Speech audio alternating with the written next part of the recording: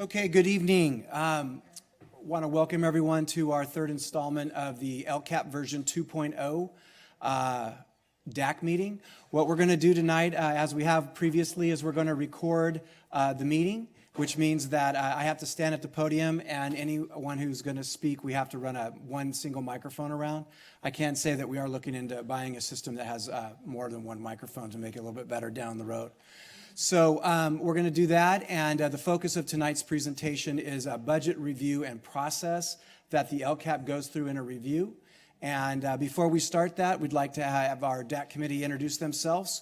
So we'll let Dr. Gill start off with passing the microphone around. Bernadette Salgarino, a parent from Wickland Mountain House High School, and currently math coordinator for the Santa Clara County Office of Education. Sharon Lampel, school board member. Alvina Kaiser, Chief Business Official for Lammersville Unified. David Pombo, I have an 8th grader at Lammersville, and next year I will have a senior and a freshman at Mountain House High School. I'm also on the school board. Kelly Hendricks, Wickland Elementary School teacher and Lammersville Teachers Association. Ryan Ross, Wickland Elementary School teacher. Lisa DiMartino, kindergarten teacher at Cuesta. Good evening. Ryan Gonzalez, principal, Wickland Elementary School. Hello, everyone. My name is Erica Smith-Payne. I am president of the Wickland School Foundation. My son is in the 5th grade at Wickland, and I am an instructional aide at Bethany. And president of CSCA, yes. I know. My name is Cindy Sosa, and I'm here representing Lammersville Elementary School, and where I work, as well as CSCA with Eric. Okay, so we'd like to also thank our guests tonight. This is the first time we've had an audience, so we appreciate everybody coming out on this windy evening. So what we did last time, just a quick review, is we gave a 10,000-foot view, a 1,000-foot view, and a ground-level view of the language that's written into the LCAP. So we did that with the intent of kind of bringing together the three different, processes to get to where we're at now. So quick review. Starting in March of 2013, we went through as a community a strategic plan process that led to what is now the Lammersville Unified School District Strategic Plan. That was a 5-year plan. It was facilitated with an outside consultant, Babs Kavanaugh. And in the end, each school site, the district, surveys and alike, brought together the information of interest in the community and within the educational community and the parent community about what we wanted to do. That strategic plan was adopted in December of 2013. The LCAP that we're currently working off of as a school district was the LCAP version 1.0 that was adopted last June. And that came forward after we adopted the strategic plan with the state kind of rolling it out and building it as they went. So we followed the parameters and provisions of that. 8 priority items the state identified. Our strategic plan identified 5 areas of concentration. We've melded those 2 things together, and the result of that was the version 1.0 of the LCAP, again adopted last June. The state had a chance now to look at what it asked all school districts in the state to do, and they decided that they wanted a couple of changes in the dynamics of it. Some more specific information tied to the 8 priority areas. They provided some feedback. And so the process we're going through now is going from 1.0 to 2.0 and doing that through our DAC committee to bring to our board this June for adoption. The LCAP is a 3-year plan with an annual July renewal, and that's where you can kind of figure out what you want to change, make amendments, and the like. So this is a living document that will keep evolving over time, but because of the changes brought forward, we're going through the same process we did last year. So just to kind of show you all of the outreach and meetings and dialogue that was going on over the course of time, it started back in March of 2013. And I'm not going to read all these things off, but I just want to give you a sense of all of the different opportunities and all of the different ways that people were engaged in the evolution of a strategic plan to 1.0 to 2.0. So this is the 2013 effort, which is the 12-13 school year. And then that led to the strategic plan, which evolved into LCAP 1.0. And each of those things were initiatives that were rolled out to do what was asked an almost impossible task of all school districts, which is we want you to do an LCFF transition. We want you to transition to the Common Core. We're going to give you a new assessment called SBAC and then CASP. And we're not going to always be able to tell you everything that it was made up of, but we want you to roll it out all at the same time and keep things rolling. And so what we decided to do is take the strategic plan, build off of it, and roll out things not one at a time, but really multiple initiatives that all led to the common goal, which is what we collected during the strategic plan feedback process. So if you take a look, when it says study session, those were board study sessions that were presented in open session on particular topics, all of which were built into the strategic plan and evolved into 1.0 and moving forward into 2.0. So again, we were continuing through the 2013 process. All of these meetings went out, surveys were collected, information was brought forward, and going through this led to our ultimate goal, which was the submission to the San Joaquin County Office of Education in June of 2014, where all of these meetings and the like came forward, and that's what went through. The feedback that we got from the San Joaquin County Office of Ed is they appreciated the outreach to the community. They gave us minor changes here and there. We made those, and we've been living off of the LCAP 1.0 and strategic plan ever since. So where we're at now is the LCAP 1.0 has to become the LCAP 2.0, and we believe that this will meet the state's requirements. I don't think that any major changes will come down from them, and we'll be able to go into that July annually renewal period, which will bring us to next spring at this time. So again, all of these dates here are opportunities or meetings that were held in which principals or district staff or some committee was reviewing the information that was put forward. And what Dr. Gill is in the process now is collecting the agendas and the information in case we're asked by the county or the state to show us what you talked about at these meetings. So again, a significant amount of information and dates of people putting out information tied to the work that we're doing collectively in our district's community. So last meeting, again, we started off with the goals, the 10,000-foot view. We had a discussion about them, about clarity of information, and did it allow us to do all the things we dreamed of doing for our kids. And then we looked at the 1,000-foot view about the specific things that we were addressing as a district. And then we looked at the ground level view where we tied measurables to the work that we were trying with the identified needs and the goals. So one of the things, the feedback from the DAC committee is that we had one set of measurables, which is listed there, that was a little bit vague, and that we are asked to tighten that up. So what we did was we added the program as measured by 5% increase in student participation annually to our 6 through 12 project lead the way process. So for those of you in the audience that haven't been at all these meetings, Project Lead the Way is a STEM-based, science-oriented elective program that is also our high school career pathway program, and will also help our students who are identified who are going to be taking Delta classes at Delta College here next to the high school. We're in a process of alignment. And so what we wanted to do this year was implement the program 6-8, and with the high school opening up our career pathways 9-12. But we also need to be able to measure how the kids are doing within that process. What we missed sometimes with vague language and measurables is how are you going to know it's successful? So our choice is to put in 5% increase in student participation, that 70% of the students who go into the pathway successfully complete their certification. So that could be anything from being Cisco certified in the Delta computer science program to a student that's got some certification tied to a vocation that they're interested in going into. So, and a grade point average of 3.3 or higher. So each year we started at 3.0, then 3.2, and 3.3. That's one of the changes we made. We are also requested, and Dr. Gill will pass this out right now, that we give an appendix of acronyms. It is a profession laden with too many letters and not enough explanation. So Dr. Gill comprehensively hit all of the acronyms, all of the things that we're trying to do with specific questions that came forward. So RIT unit, which is tied to our MAP scores, is the Rosh unit measurement for scoring.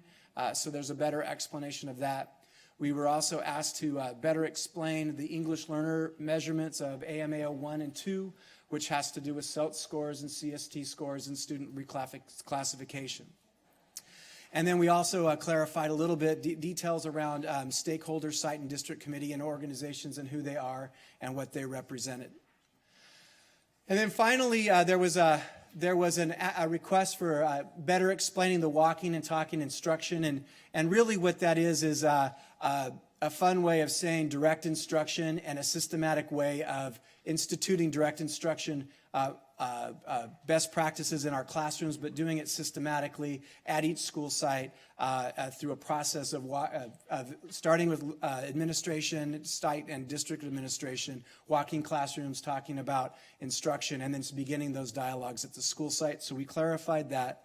And then the budget information is added that goes along with it. And that's the part, really the focus of tonight's presentation. So Alvina asked me to say this. The state is still finalizing all of its financial numbers. So the numbers that are in this particular incarnation are very, very close, but not accountant perfect close. So I want to say that for Alvina so she doesn't have to say it for herself. So as we followed last year, we have an LCAP adoption process and timeline, and we're in this area right here, which is making the necessary changes. Our goal was to get to a public hearing, which is a formal process at a board meeting on the LCAP, but it looks like June 3rd will be our first board meeting in June, and that's where we'll bring that forward. We want to make sure that everyone has time, especially Alvina, to make sure that the state gives her budget numbers and the like. So we are right on time with the intervals we went through last time, and we continue to move forward with the process for bringing forward the LCAP for approval with our school board in the second meeting in June. So a very quick review before I turn this over to Alvina. So LCAP is the brother or sister of LCFF funding. And really what it is that after the Serrano case in 1972, in an attempt at equalization where high-income districts and low-income districts were not getting the same funding and having the same resources, they attempted, the state being, in the post-Serrano case, to really try to equalize the funding formula. Since that case, there really hasn't been any significant shift to ways public schools have been funded until last year. That's LCFF. So Governor Brown has brought forward 3 specifically identified subgroups of students that are identified for additional funding and support on top and above and beyond the block grant that goes for every single child. And those are free and reduced, which he calls low income. In the California Standards Test era, it was called low socioeconomic, but any of those terms are synonymous. 2, English learners, and 3, foster youth. Those are the 3 criteria that if students fall in a school district like ours or an urban school district like Long Beach could get additional funding. And so it breaks down like this. There are 4 categories of grade levels: K3, 4-6, 7-8, and 9-12. Each get a different amount of money because each come with a different need. On top of K3 funding is what is an acronym called CSR, class size reduction. And that additional amount goes to support reducing class size. So 2 pieces of good news. One, when you hear people say class size reduction, what they're really saying is hire more teachers, because when you have smaller class sizes, you have more classrooms filled with kids. Our district 2 years ago already meets the state requirement, which is 24-1. So we've already met this provision, and this money is going directly to supporting class sizes at that number. The other thing that's important is down here, CTE, an acronym called Career Technical Ed. So on top of 912 block grant funding, there's additional money to support the career part of college and career ready. So when you look at this formula for English learners, foster youth, and low-income students, it breaks down as a base grant and a supplemental grant, and not listed here, but we can imagine is the concentration grant. Our district does not qualify for that amount of money because we don't have the number of student populations in these three areas.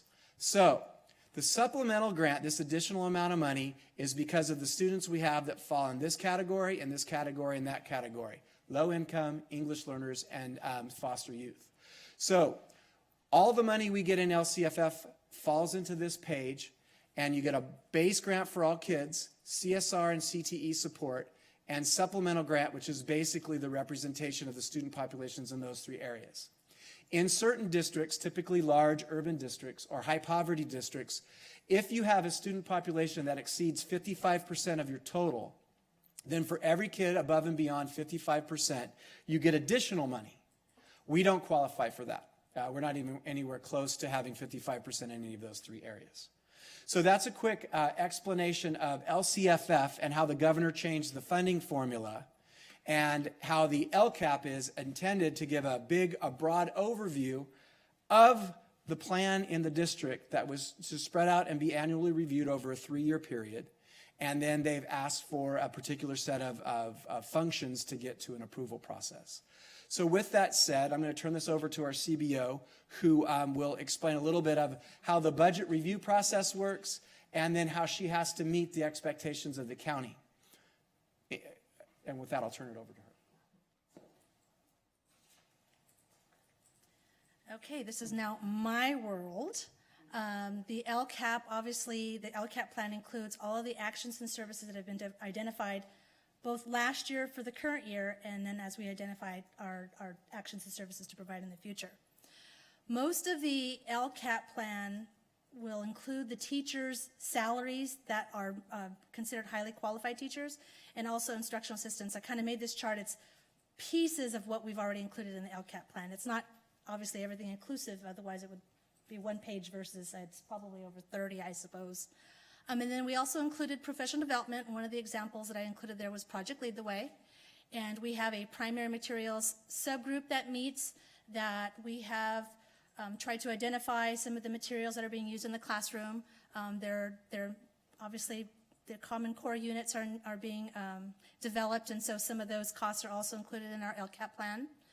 We've been working very hard on the technology sustainability plan, getting Chromebooks put into the classrooms, trying to ensure that we can sustain those expenses over time. And then also one other example is the attendance initiatives, and you'll probably see those.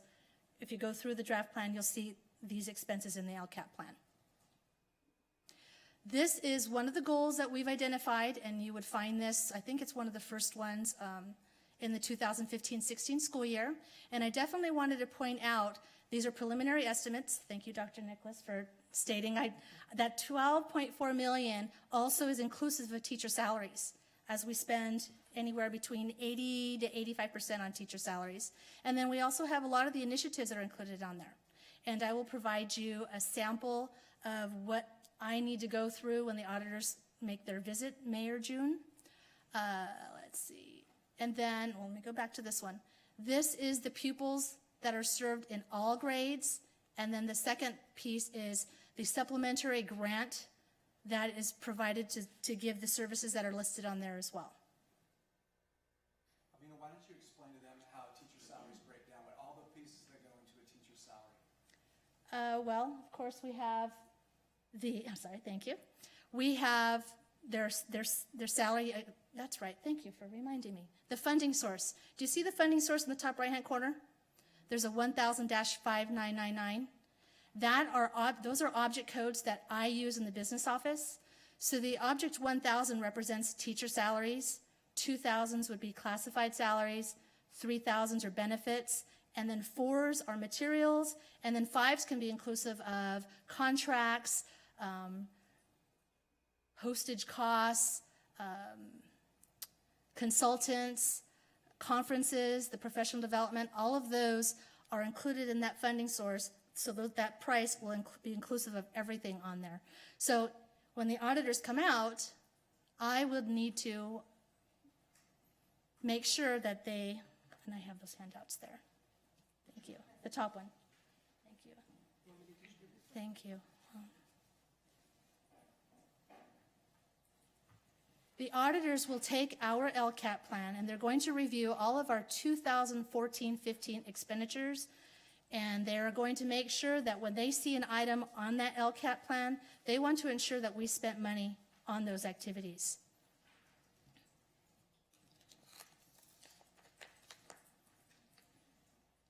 So you can see on your sheet, I'll let Dr. Gill finish passing those out. This is straight out of the 2014 guide of annual audits for K-12, and it's about a 35-page audit guide, and I just pulled out the section that pertains to the local control and accountability plan. So obviously the first thing they're going to do is they're going to make sure that we have a plan. Then they're going to go ahead and select a sample of services or actions, and I'll provide you a sample of what one of those invoices looks like. If we do not have a particular activity being served, they will note that in our audit guide. And that audit guide, or not audit report, the audit report will come to the board for approval, and I also have to then explain and include in that audit report why those particular services were not provided. They also want to ensure that we've held a public hearing, which we did have last year, first week in June, the first meeting in June, and then also that it was approved by the board, which we did adopt the second board meeting in June. And let me go ahead and the second handout, thank you. Sorry, I should have had you to them at the same time.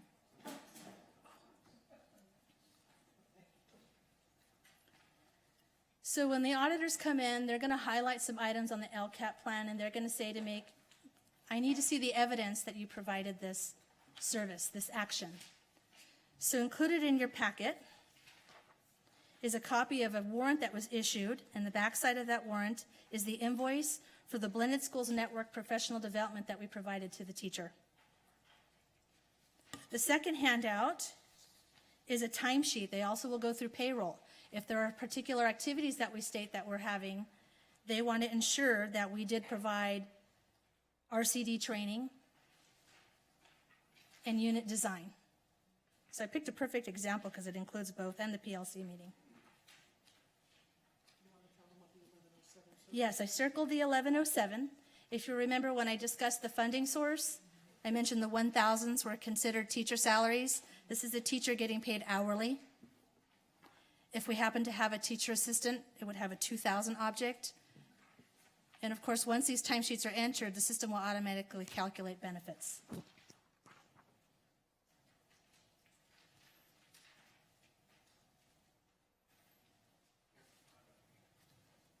you. Good job. About that.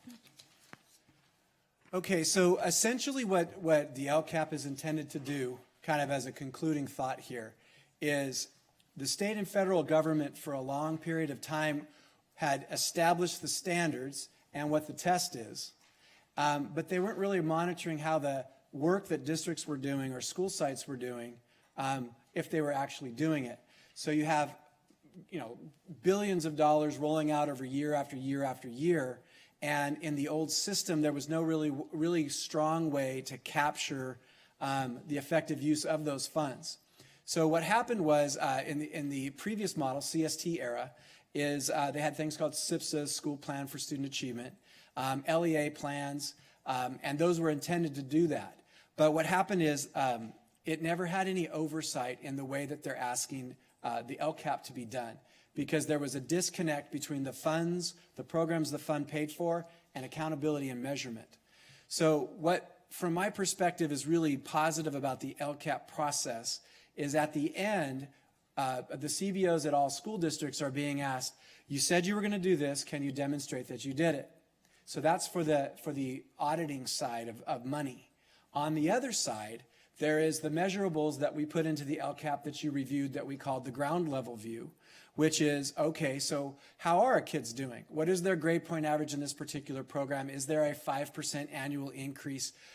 Those kind of things, so we can say to the educational house at the county and within our own house here in the district that, yeah, the numbers that we sought to achieve, we've achieved. So it's really two things at one time, is that the resources are going to where we said they would, and that we've applied measurables to what we said we would do with the intent of having good outcomes.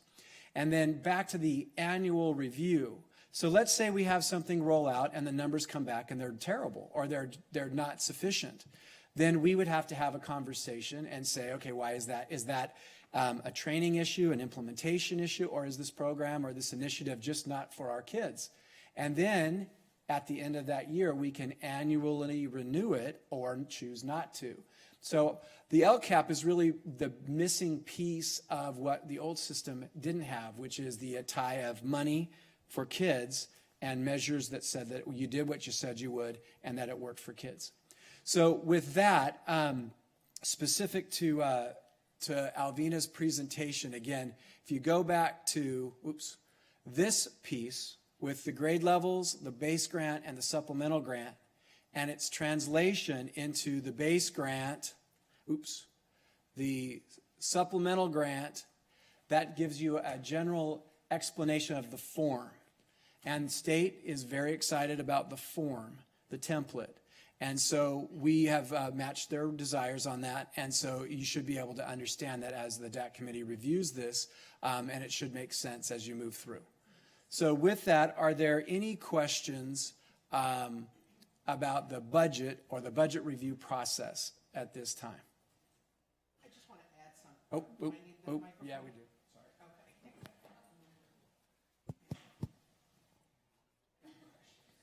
And I apologize, we're going to have more microphones at some point in time. Excuse me. I just want to add that another difference between the world of CSTs and the old funding formula is that this is a living, breathing document that we tweak and we update where the old plans were fairly stagnant. Any other questions from the DAC committee? Mr. Hiramoto here, but anybody here about this particular budget and review process? Yeah, no problem. And then, so here.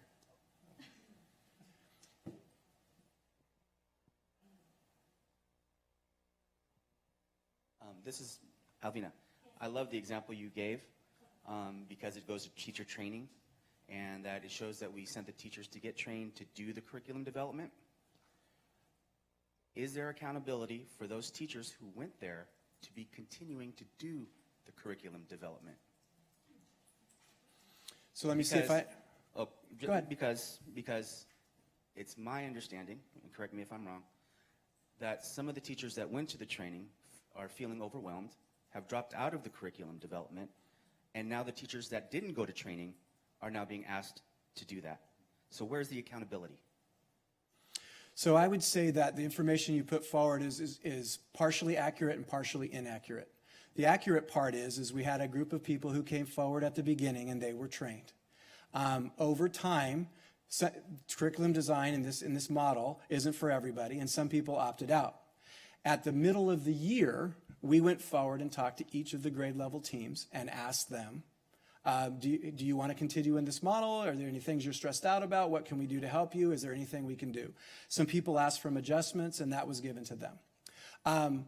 And then there were people who came forward that wanted to participate.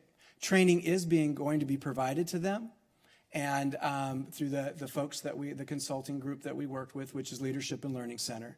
So it is actually part of the model to do it exactly the way this went forward. So it's learning by doing while doing it as a team. So the first group comes forward, they get trained, they do their best work. Then it's a teacher of teacher model. Then they show their colleagues per district grade level. And then there's a feedback loop where they talk about what worked and what didn't work. And over the course of this year, that's been the process. So we fully anticipated that people would stay and fully anticipated that some people would want to choose to step out. It's not for everybody. But what we were told in my conversations with districts as large as San Diego Unified is some people want to stay and never get off, and some people, like I said, it just didn't work for them. But by adding more people to the process and giving them the professional development, it just means you have more experts in understanding, 1, Common Core, 2, the units of study, and 3, it feeds the feedback loop, which is the district grade level teams talking to each other about what's working and what's not working. And the last thing I'll say to your question is it's a 2 to 3 year process. This is going to take some time, and that's what we've been saying since the very beginning. So thank you. Any other questions?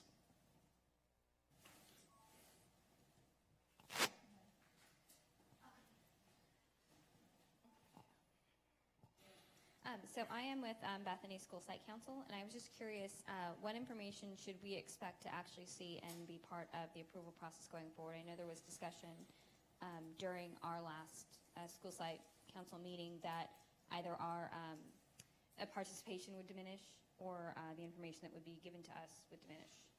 But there was no Participation diminish, question mark. Yes. I don't understand. What do you mean? So What? before we got everything from budget information to the safety. Oh, I understand. information, Your participation as the a school site council. council's process, our part of the process would be diminishing. That's an interesting question. The intent is not to have any diminishing of the school site council's role. So there's 2 or 3 roles. There's the school budget and the oversight of that. There's the school safety role in that. So this would be not be in conflict with that. So help me roll out. Yeah, go ahead. Sorry. Yes.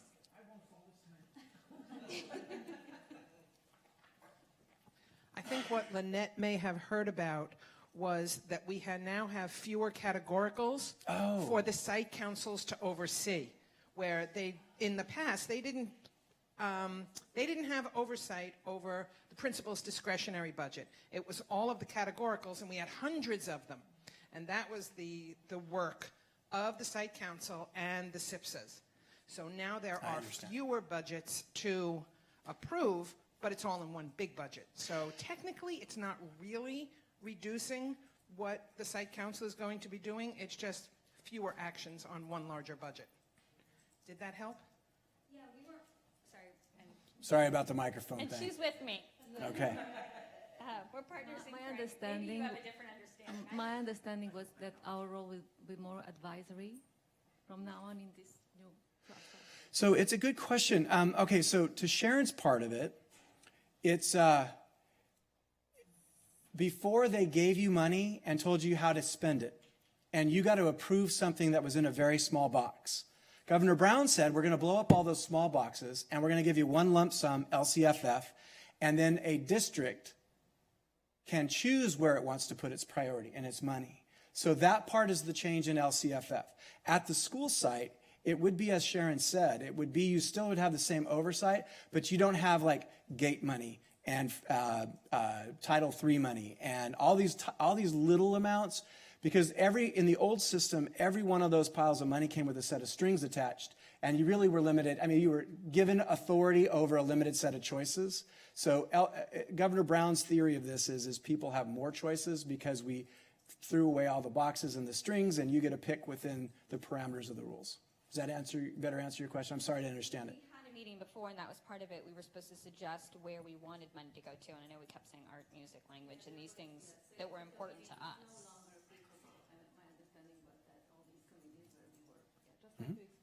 Okay. Yeah, and so we were told to come to these, right? If you'd like to continue to be involved, then we need to come through this process.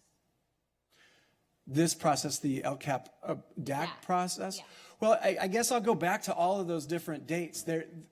It almost might be like we had so many different ways we reached out to people that things kind of got muddied in terms of all the different ways you could have input. I think when we get into a more of the normal LCAP model, which is we're rolling out the LCAP, it's a normal year, school site council does its part, then we start to talk about what's working, what's not working. We want to see an expansion of language acquisition for us, foreign language for middle school students, which I know is an interest of yours. And that comes forward, right? Then that becomes part of the dialogue. I will ask forgiveness of this district and all districts in the sense that because The change in what the state wanted kind of got in the way of those conversations because we had to repeat the process we did last year, this year, with really not a lot of substantive changes to the program. So I think what you'll see next year is school site councils will play their role. Maybe the questions might be different a little bit because of the changes in the funding, but that annual renew and how we pulled information from people will still be available. And also, one of the ways to get input is we do those lunches with foundations and another place to put input into that conversation. So there's lots of different ways to get it out there, but I just think this year got muddied in the whole, oh, we want you to do it again and do it this way this time instead of that way. Yeah, so I would just, if it's okay, if you guys have time, maybe make it a little clearer for some of us, because I think we've been on school site council for 3 or 4 years now, so we're used to the process the way it was, and we were told, all right, throw it all up in the air, so we're doing something else and come to this meeting instead. So I would say stay with what you're doing, and you're welcome to come to the meetings. I'm just saying I don't think that the intent of LCFF or LCAP is to blow up school site councils. I think it's just the opposite. It was, here's your money, tell us what you want, and oh, by the way, you only get 3 choices. So that's the old system. The new system is it's more broad, and I think each district community is trying to figure out what it's trying to do along the way. I mean, we're, like I said, adjusting to, we want you to do the plan different, so we went through the same process again. So I think if you look at it over years of time, next year we'll be better at that dialogue and the annual renew than we are this year, because we're doing this year. Any other questions about the LCAP budget and review process?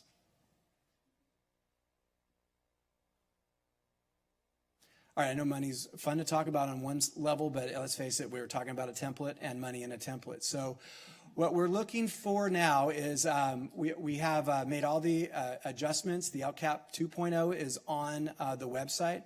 But before we go, Kush, could you bring over here our DAC member who is a member of the Santa Clara, right? Santa Clara County Office of Ed. I asked her to speak a little bit towards what the process is from their role, because it has to go through a county office of ed, and we have an expert here. And in fact, because we have an expert, it happens to be on our DAC, we asked her to review our plan based on what she knows, and so we've already made some subtle tweaks. So could you talk to that, please? So from the county office lens, we actually have a rubric that we're going to be using, although the rubric is not finalized yet. But we actually have a checklist that look like this to see if what we've stated to be our goals are in the process being done at each school site or the whole district, if it's said to be that everyone else is doing. The other thing that we also look into is that when we read the LCAP, because sometimes there are too many writers of the LCAP that not everyone else is, saying the same one voice.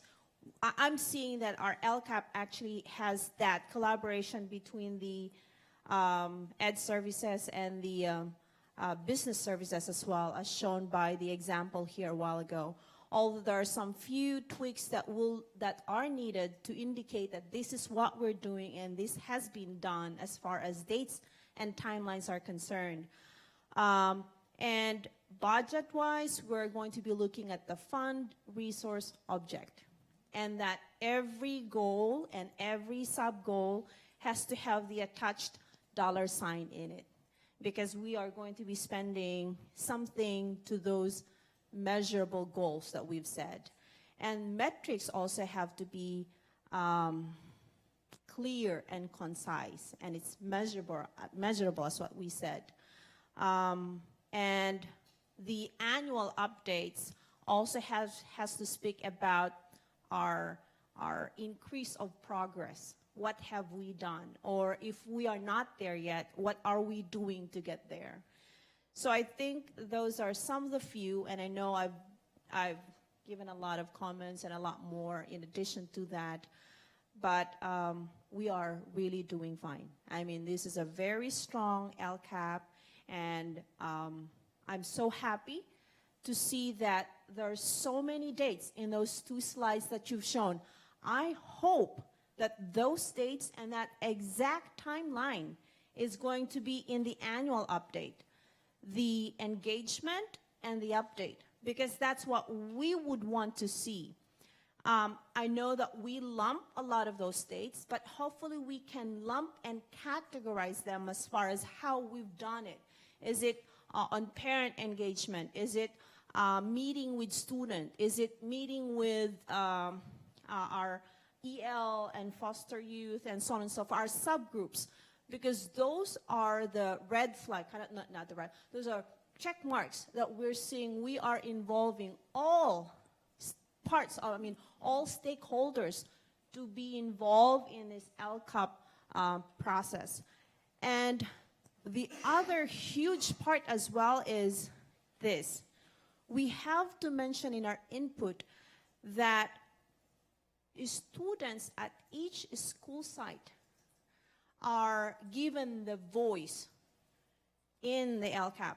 Parents at each school site also have to have a voice in the LCAP, and that has to be part in the involvement process and in the annual update. Because it, towards the end, it's all about our impact to student learning. It all translates to how we support our kids at all levels, and that's it. Yeah. Thank you. So we have received the feedback. We will be updating our LCAP, the document that we have, and any other feedback as well. And then we will upload, after updating it, we'll upload the newer document again on the website. So please feel free to look at it and give us your input. So we really appreciate your expertise. Thank you. So officially, this is the technical end of our DAC version 2.0 of the LCAP budget review and process. However, because it's 7:15 and we have lots of people out here, we would be happy to continue this conversation if there's a dialogue that's wished by our audience members. And I'm happy to stay here for that. Those of you that are on the DAC committee, if you have other arrangements or prearranged things, then you're welcome to leave. Our DAC meeting is officially over at this point in time.